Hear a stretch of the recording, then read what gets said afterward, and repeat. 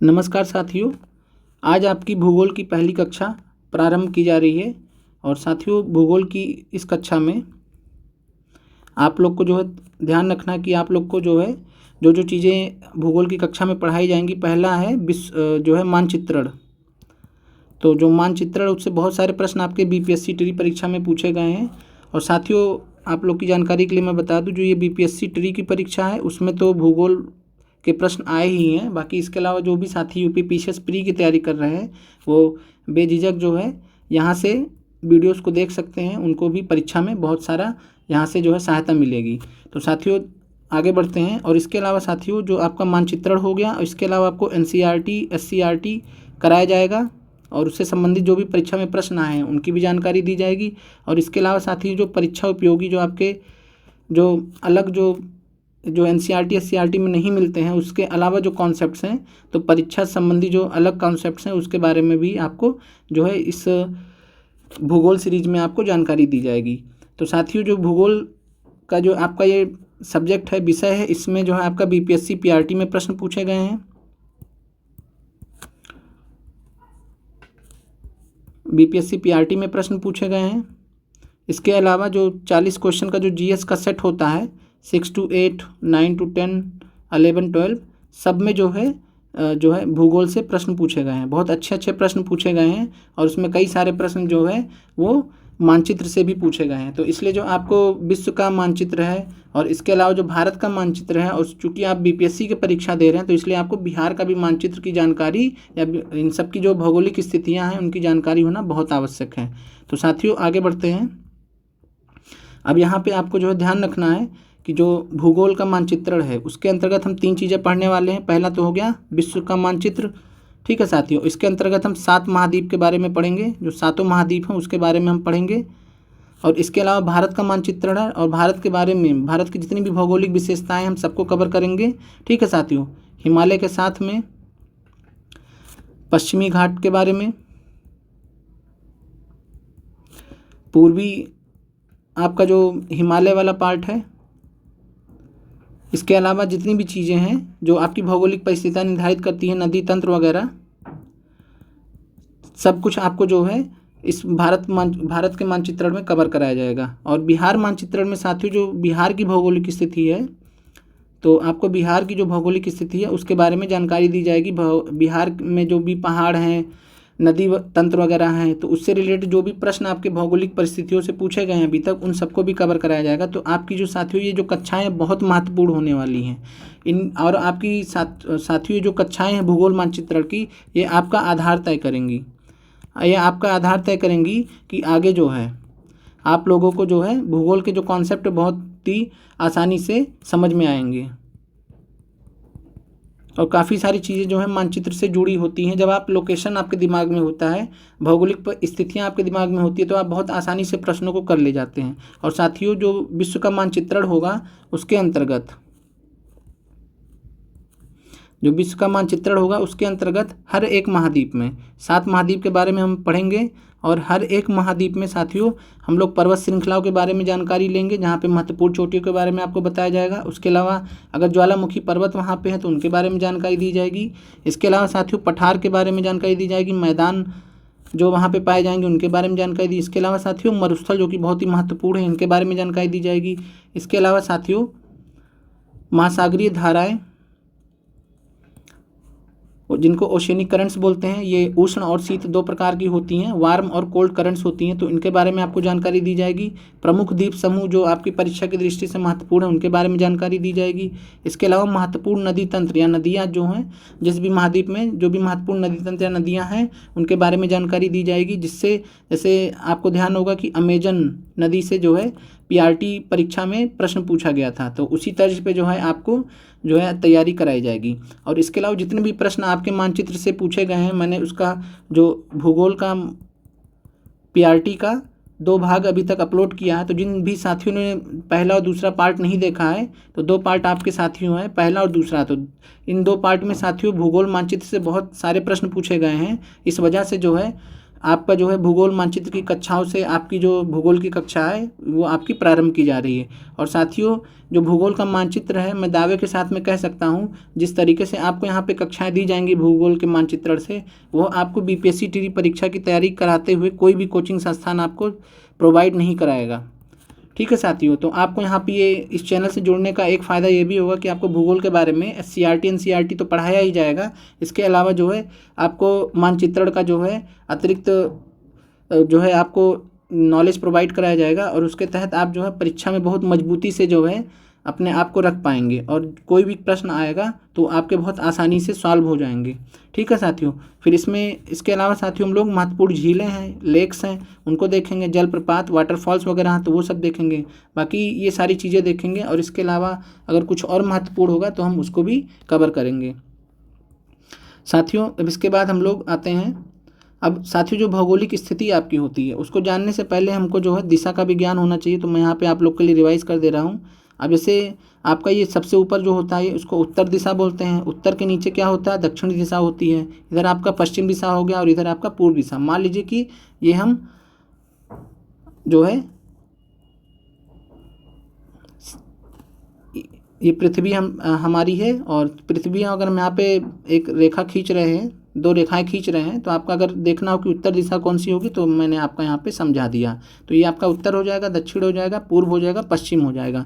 इसके अलावा साथियों जो उत्तर और पूर्व के बीच की दिशा होगी उसको उत्तर पूर्व दिशा बोलेंगे, तो आपको ये ध्यान रखना है। इसके अलावा साथियों दक्षिण और पूर्व के बीच में दक्षिण पूर्व दिशा होगी, और इसके अलावा साथियों दक्षिण पश्चिम के बीच में आपकी दक्षिण पश्चिम दिशा होगी, और इसके अलावा साथियों उत्तर और पश्चिम के बीच में उत्तर पश्चिम दिशा होगी। तो ये आप लोगों को ध्यान रखना है।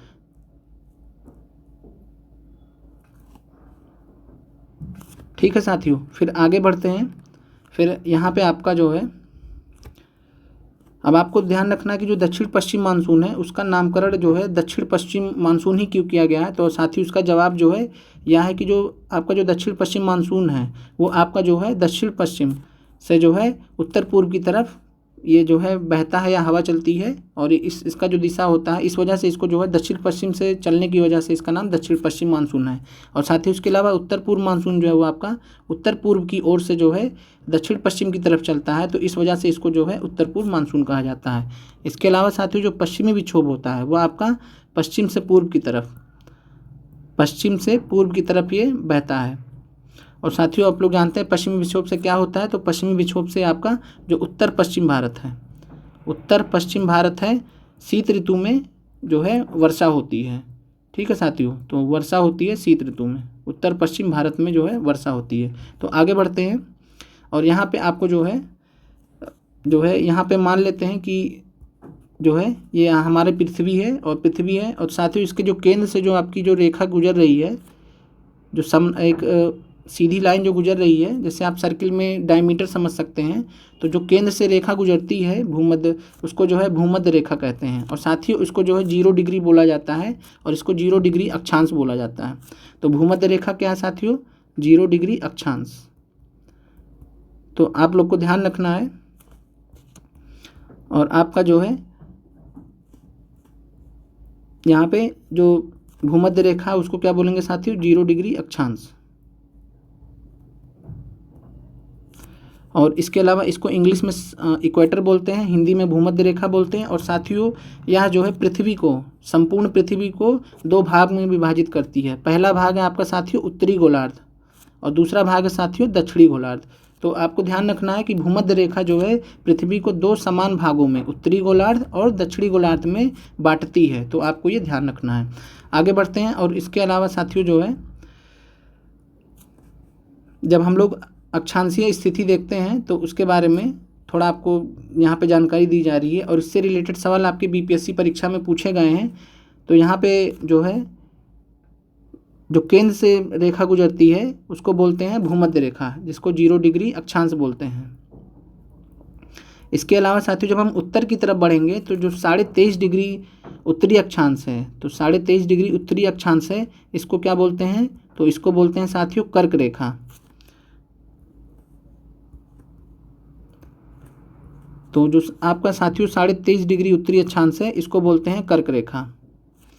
और साथियों इसके अलावा जो 66.5 डिग्री उत्तरी अक्षांश है इसको क्या बोलते हैं, तो ध्यान रखिएगा 66.5 डिग्री उत्तरी अक्षांश को क्या बोलते हैं, तो इसको आर्कटिक वृत्त बोलते हैं। और इसके अलावा साथियों जो 90 डिग्री होता है उसको क्या बोलते हैं, उत्तरी ध्रुव। जो आपका ये 90 डिग्री दिख रहा है तो ये आपका जो है 90 डिग्री होता है और ये इसको उत्तरी ध्रुव बोलते हैं। ऐसे साथियों जब हम लोग नीचे की तरफ बढ़ेंगे तो आप लोग देखेंगे कि यहाँ पे जो 23.5 डिग्री दक्षिणी अक्षांश हैं, ऊपर जब 0 डिग्री से ऊपर उत्तर की तरफ जाएंगे तो उत्तरी अक्षांश चलेगा, और 0 डिग्री से जब हम नीचे की तरफ आएंगे यानी भूमध्य रेखा से नीचे की तरफ आएंगे तो दक्षिणी अक्षांश चलेगा। और साथियों 23.5 डिग्री दक्षिणी अक्षांश को क्या बोलते हैं, तो मकर रेखा बोलते हैं। और इसके अलावा जो 66.5 डिग्री दक्षिणी अक्षांश होता है उसको क्या बोलते हैं, अंटार्कटिक वृत्त।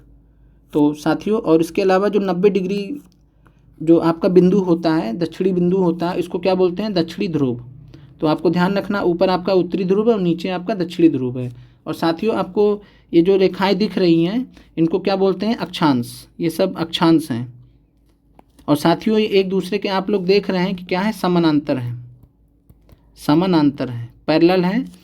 और ये जो समानांतर रेखाएं होती हैं जो पृथ्वी पर जो एक दूसरे के समानांतर खींची गई हैं, इन्हीं को हम क्या बोलते हैं, दक्षिणी अक्षांश, इन्हीं को क्या बोलते हैं, अक्षांश बोलते हैं। तो साथियों आगे बढ़ते हैं। अब इसमें अक्षांश के बारे में हम लोग थोड़ा जानकारी लेंगे। इसको मैं थोड़ा बड़ा कर देता हूँ जिससे आपको आसानी से समझ में आ सके। तो साथियों यहाँ पे जो अक्षांश है उसको इंग्लिश में जो है लैटिट्यूड कहते हैं। और अक्षांश जो है अगर हम उसके बारे में समझें तो उसको हम क्या बोलेंगे कि पृथ्वी पर भूमध्य रेखा यानी 0 डिग्री इक्वेटर जो होता है या 0 डिग्री अक्षांश होता है, तो जो भूमध्य रेखा के जो समानांतर जितनी भी खींची गई काल्पनिक रेखाएं हैं उनको हम क्या बोलते हैं, अक्षांश बोलते हैं। ठीक है साथियों, तो अभी हमने ऊपर देखा भी है, तो जितनी भी रेखाएं वो उनको अक्षांश कहते हैं और ये आपस में क्या होंगी साथियों, समानांतर होंगी। अब साथियों इसके अलावा जो सबसे महत्वपूर्ण पॉइंट है जो आपकी बीपीएससी ट्री परीक्षा में पूछा भी गया था, जो आपको 15 मार्च को जो पेपर हुआ था वहाँ पे आपको पूछा गया था कि अक्षांशों की कुल संख्या कितनी है। तो साथियों आपको ध्यान रखना जो अक्षांशों की कुल संख्या है वो आपकी 179 है। ठीक है साथियों, और आपको इसको समझना कैसे कि 179 ही कैसे होता है, तो आपको मैं यहाँ पे समझा दे रहा हूँ। तो आपको साथियों उत्तरी ध्रुव और दक्षिणी ध्रुव जो है ये अक्षांश नहीं है। ठीक है साथियों, तो आपको अपने जो है दिमाग में ये चीज़ बैठा लेनी है कि जो उत्तरी ध्रुव है और दक्षिणी ध्रुव है ये अक्षांश नहीं है बल्कि ये बिंदु हैं, पॉइंट हैं। ठीक है साथियों, तो जैसे 0 डिग्री के बाद 0 डिग्री के बाद जो है 1 डिग्री स्टार्ट होगा, 2 डिग्री स्टार्ट होगा, 3 डिग्री स्टार्ट होगा और ये कहाँ तक जाएगा साथियों, 89 तक जाएगा। तो ये आपका जो है 1 से 89 डिग्री तक जो है ये आपके 89 अक्षांश हो जाएंगे। इसके अलावा 0 डिग्री अक्षांश हो गया तो ये एक अक्षांश हो गया आपका ये। और इसके अलावा जब ऐसे हम नीचे की तरफ जाएंगे तो साथियों 1 डिग्री साउथ है, ठीक है, 1 डिग्री दक्षिणी अक्षांश से 1 डिग्री जो है साउथ से जो है 89 डिग्री साउथ, ठीक है, 1 डिग्री दक्षिणी अक्षांश से 89 डिग्री दक्षिणी अक्षांश तक जाएंगे तो हमको 89 अक्षांश इधर भी मिल जाएंगे। तो हमारे टोटल अक्षांश कितने हो गए साथियों, तो आपके ये 179 हो गए। तो ये आपके साथियों 179 या 179 लेटीट्यूड्स होते हैं। तो ये मैंने आपको समझा दिया कि 179 ही क्यों होते हैं। और ये प्रश्न आपका बीपीएससी ट्री जो आपका 3.0 की परीक्षा जो रद्द कर दी गई वहाँ पे ये प्रश्न पूछा गया था। इसके अलावा साथियों आपको ध्यान रखना कि किन्हीं दो अक्षांशों के बीच में किन्हीं दो अक्षांशों के बीच की जो दूरी होती है वह 111 किलोमीटर होती है। ठीक है साथियों, इसका मतलब अगर आप जो है यहाँ पे ये 0 डिग्री हो गया और यहाँ से मान लीजिए 1 डिग्री है, तो 0 और 1 के बीच में, 1 से 2 के बीच में तो जो दूरी होगी कितनी होगी, ये 111 किलोमीटर होगी, जिसको 69 मील भी कह सकते हैं। इसके अलावा आगे बढ़ते हैं साथियों, तो हम लोग जो है प्रमुख अक्षांश देखते हैं। अब साथियों इसमें जो पहला प्रमुख अक्षांश है वो है भूमध्य रेखा, ठीक है, जिसके बारे में हमने फिगर में देख लिया है। और साथियों इसको जो है इंग्लिश में इक्वेटर बोलते हैं और 0 डिग्री लैटिट्यूड या 0 डिग्री अक्षांश। ठीक है साथियों, और यह जो है साथियों पृथ्वी को 2 समान भागों में विभाजित करता है। तो भूमध्य रेखा जो है पृथ्वी को 2 समान भागों में विभाजित करता है। और किस में विभाजित करता है, उत्तरी गोलार्ध और दक्षिणी गोलार्ध में। तो ये आपको ध्यान रखना है। और साथियों इसके अलावा जो महत्वपूर्ण पॉइंट है कि भूमध्य रेखा एकमात्र अक्षांश है।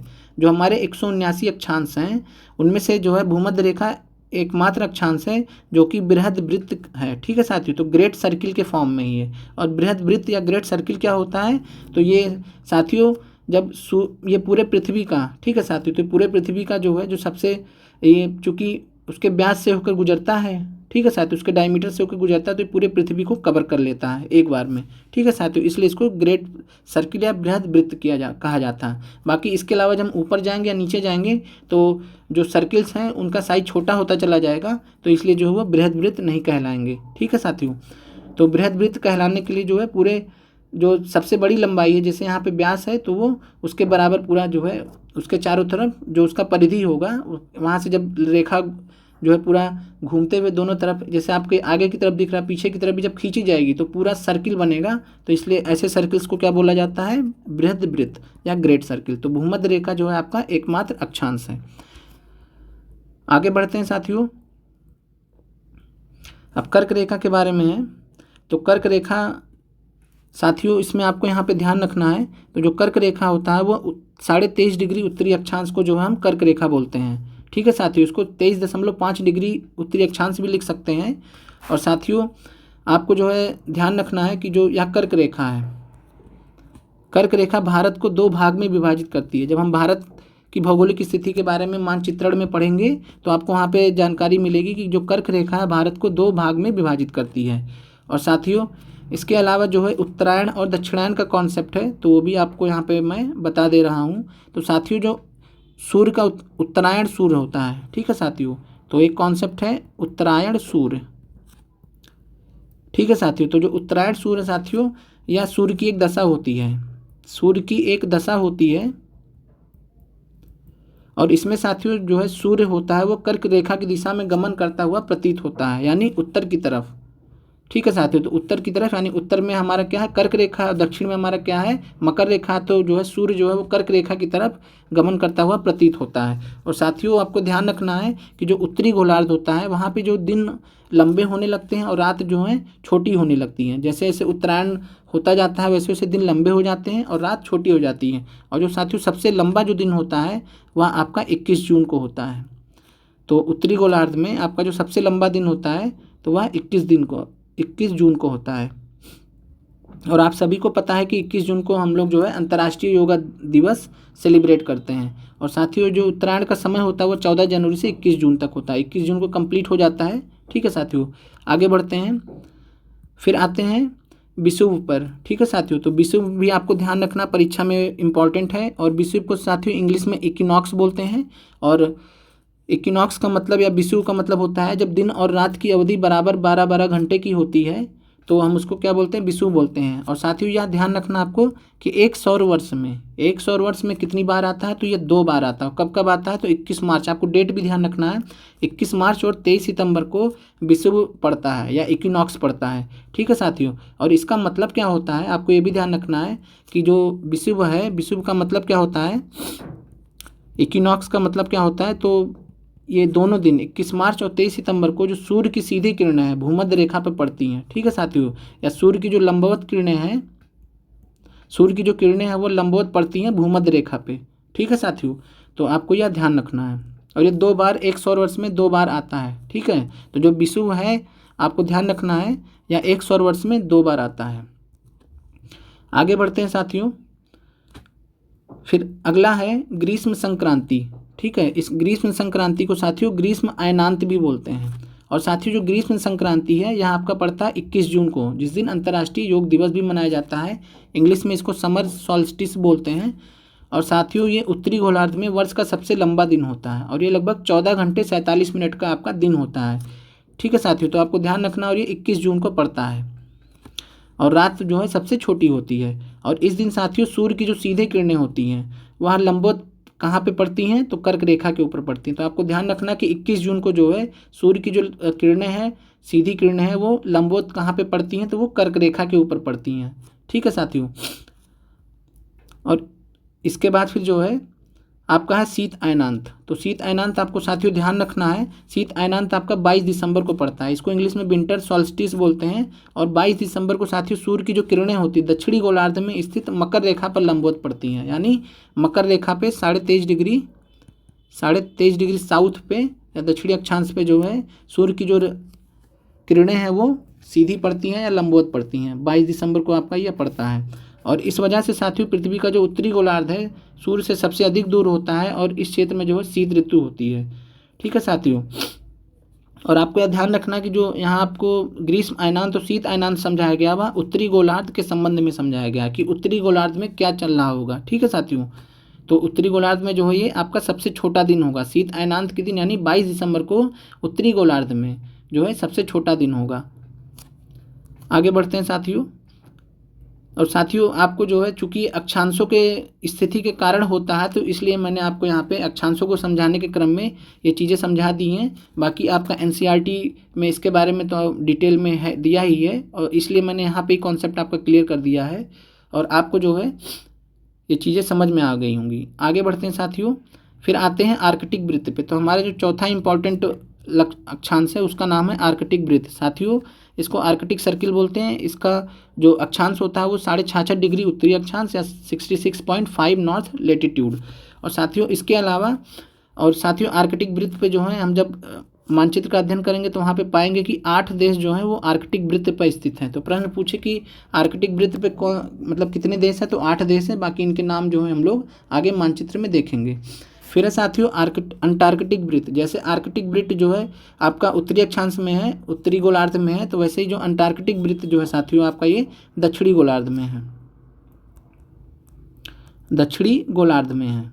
और जब दक्षिणी गोलार्ध में है तो आपका जो है ये क्या हो जाएगा, दक्षिणी अक्षांश हो जाएगा। तो 66.5 डिग्री दक्षिणी अक्षांश को हम क्या कहते हैं साथियों, तो अंटार्कटिक वृत्त कहते हैं। और साथियों इससे रिलेटेड आपका प्रश्न भी पूछा गया था जिसमें आपका जो है शीत कटिबंध के बारे में प्रश्न पूछा गया था।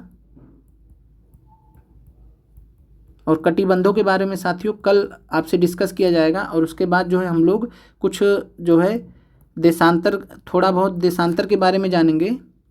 और देशांतर के बारे में जानने के बाद साथियों हम लोग जो है अपने जो मानचित्र के अंतर्गत जो हमारा पहला महाद्वीप है उत्तरी अमेरिका, उस पर आ जाएंगे। और साथियों इसमें आपको जो है उत्तरी अमेरिका से संबंधित जितनी भी आपकी परीक्षा उपयोगी हैं, बीपीएससी टी परीक्षा और यूपी पीसीएस प्री परीक्षा संबंधी दोनों के लिए महत्वपूर्ण है। और आपका जो बीपीएससी टी परीक्षा में जितने भी प्रश्न पूछे गए हैं वो भी प्रश्न आपको साथियों जो उत्तरी अमेरिका से पूछेगा वो यहाँ पे मिलेंगे। और जो प्रश्न पूछे जा सकते हैं उनको भी जो है आपको यहाँ पे कराया जाएगा। तो आपके लिए साथियों कक्षाएं बहुत ही महत्वपूर्ण होने वाली हैं।